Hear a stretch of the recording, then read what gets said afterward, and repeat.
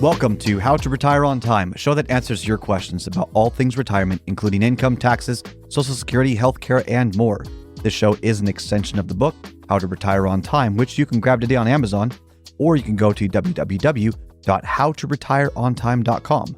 My name is Mike Decker. I'm the author of the book, How to Retire on Time, but I'm also a licensed financial advisor, insurance agent, and tax professional, which means when it comes to financial topics, we can pretty much talk about it all. Now, that said, please remember this is just a show. Everything you hear should be considered informational, as in not financial advice. If you want personalized financial advice, then request your wealth analysis from my team at Kedrec today by going to www.yourwealthanalysis.com. With me in the studio today is Mr. David Franson. David, thanks for being here today. Welcome. Yeah. David's going to be reading your questions, and I'm going to do my best to answer them. You can send your questions in by either texting them to 913-363-1234. Again, that number is 913-363-1234. Or you can email them to heymike@howtoretireontime.com. Let's begin. Hey, Mike, how did you come up with the reservoir strategy? Okay. Hopefully we got some time to really, this is a bit of a story. Okay. But it was a story of distress. Okay. So truth be told, I first got into finance when I was about 14, 15 years old, if I remember. I got conned into going to this educational week program for adults and people in the summer. Yeah, I'm in high school at the time, right? Years ago, but there was a cute girl that said she was going. So I signed up for it, showed up. She stood me up. Oh. And I was there. So I made the best of it. And it was a lot of fun. I took religious classes. I took dance classes. I took all sorts of emotional intelligence classes. It was actually a really good time. So, thank you. I won't say her name, who stood me up. I haven't talked to her since then, but I ended up in a financial class. And usually 14, 15-year-old kids don't go to financial classes. It's not appropriate to go to a dinner seminar if you're that age group because you have no money. But this was something I paid for, so I was able to go in there. So I audit this class, and he explains the 4% rule. And he basically says, look, if stocks average over 8% year over year and bond funds specifically average 4% year over year, then if you can just earn a certain amount of money, then all you need to do is hit that money and you draw out 4% and you'll be fine. And he had all these charts and gadgets and all that stuff. And by the way, it was a very convincing argument. And he had no sales incentive. The university paid him to be there. He wasn't selling anything. He was there as more of an academic talking about how to do your personal finances. Okay. Brilliant. And I said, great. So I took the amount of income I wanted to have in retirement. I'm a teenager. I didn't really know. So I put some arbitrary number, calculated and said, all right, all I need to do is to get to that number and then I can retire. Done. Yeah. That was it, right? Life was simple. I don't need a financial professional at that point. I was all set. Yeah. Well, then years later, what I realized was maybe that wasn't as sure as possible. I found out about something called sequence of returns risk. Sequence of returns risk suggests that the sequence of the returns matter. Basically, that averages are deceptive. And when markets go down, if you draw income from an account that's lost money, you accentuate the loss and make it more difficult to recover. Here's an example. If you lose 10% in your portfolio, it would take 11% return to break even. Not the end of the world. Yeah. But if the markets crash every 7 or 8 years, which historically they have, and you lost, let's say, 30% in your portfolio, which is putting it lightly for a market crash, it would take a 43% return to break even. Okay, you've got time. If I'm working, fine, I can wait that out. But in retirement, you can't. So let's say I took out 4% from my loss. I'm now down negative 34%. Now it requires me to have a 50% return just to break even. That's a big deal. I'm not making 50% return in 1 or 2 years. It might take multiple years. And so then I sobered up and said, oh my gosh, well, this is a problem. Can you guess who informed me of that? It was an annuity salesperson. And I said, okay, so what's the solution? He says, buy an annuity, turn on income. This is what and they're fibbing or they're selling you something when they make superlatives. It's like all reasonable economics agree that this is the way to go and blah, blah, blah. And so I said, okay, well, let's check this out. Yeah. And so then I did a really deep dive into annuities. And here's what I found out. If you want to transfer longevity risk to an insurance company, fine.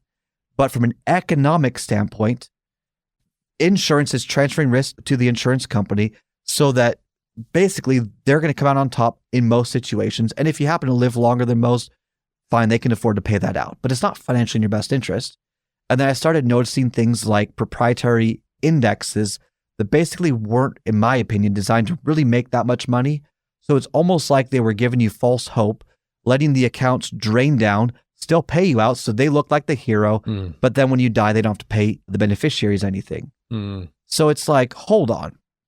If I got this right, we've got one half the industry that wants to keep all of your assets at risk and hope the market doesn't crash or the markets don't go flat. And it works, but they can't guarantee it because it's the securities business. And on the other side, you've got the insurance industry trying to sell you an annuity, a turn on income for life, and that's guaranteed and you should not have to, don't ask questions. And by the way, they never talked to me as they were trying to pitch me to sell the product, because I was a financial professional at this time. They were pitching me this idea, hey, it's all fine, but they never talked about how if tax rates increase, that your net income would decrease.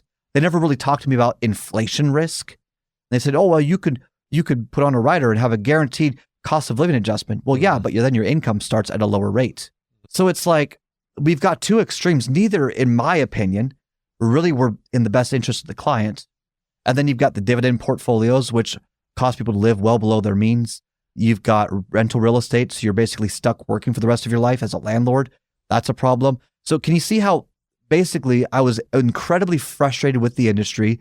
Economically, there wasn't a perfect solution that was out there, and it kept me up at night for many years, mind you, until I figured out one simple thing. So I ran a Monte Carlo. Monte Carlo is a fancy way to simulate probability. Ran a Monte Carlo and basically did the 4% whole bit, right? You have a portfolio and you run a Monte Carlo and you put in the average standard deviation, all these metrics in there of what average returns are over a 30-year period of time, take out 40%. It works out. It says you allegedly have a 90% or 99% probability of success, right? And then if you put in a market crash, this is what also sobered me up. You put a market crash in the Monte Carlo simulation, same 30-year average, but now you've got like a 64% probability of success. Oh, that's a problem. Right. People doing the 4% rule, many of them don't actually understand how much risk they're actually taking. That bugged me until I realized if I were to allocate a part of the portfolio to principal protected accounts, and when the markets were to go down, I just pulled income from those principal guaranteed sources, it was then easier for the other accounts to recover. And if it was easier for the other accounts to recover, then your overall probability of success would increase. Basically, if we can get rid of greed and stop trying to be the richest person in the graveyard, and I know this sounds counterintuitive, but decrease your overall growth potential slightly, not by a lot, but slightly, you significantly decrease your overall risk or probability of outliving your money. Okay. It feels counterintuitive, but it was as simple as some of the assets need to be principal protected. And then I started exploring, well, what are the different ways we can protect assets? You've got fixed accounts, CDs, treasuries, bonds, or fixed annuities. They're all basically a guaranteed rate for a certain period of time. High yield savings kind of also would fit in that category. Or you've got index products. Index basically says if the markets go up, you participate with the upside. Markets go down, you don't lose money. And these are buffered ETFs with 100% buffer, structured notes with 100% protection, fixed index annuities as long as there's no fees associated with it, and index universal life insurance as long as you also need the death benefit. You shouldn't pay insurance for a death benefit you don't really need. That doesn't make any sense. And then there's other more sophisticated ways to do this. If you've got 30 million or more, we could talk about that. This is how you basically leverage irrevocable trusts into lending money so you have tax-free income. That's a whole thing unto itself. But do you see how there's so many different tools, and based on the duration and the needs of your plan, you can pick the different tools for different parts of your plan so that at any given time, if implemented correctly, you have a source of protected money that you can draw income from, allowing your other accounts to more effectively and more quickly recover. So you can sail through these market crashes that no one knows when will happen. Right. So if I'm going to restate what you said, the principal guaranteed means that they can't go backwards, right? Can't lose it. And if you are losing money in the market, so let's say, the markets go down by 30% and you take out your 4, that ultimately your account's gone down 34%. Yeah, you don't want that to happen. You're accentuating the losses. That's why it's more difficult to recover. I mean, put your portfolio in, take income out. You can do this on Excel. Look up the S&P's return from 2000 on. Oh, yeah. You're going to notice It's a sobering experience. And, if you really want to go the extra mile, put your portfolio through 2000 on, 1965 on, 1929 on, or 1906 on. Yeah. That'll sober you up real quick. It'll illuminate that there are some peaks, valleys, and long flat stretches. But we don't like to think about these things. Right.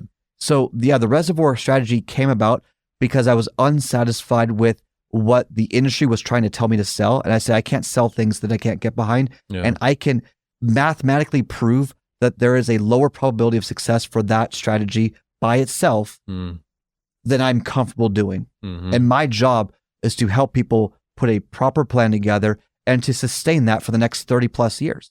I'm 37 years old. So I've been doing this over a decade, and I've got another 3 decades to go before I would want to retire, or at least consider it. Yeah. And so I had to have something that I could sleep well at night and not worry about my clients.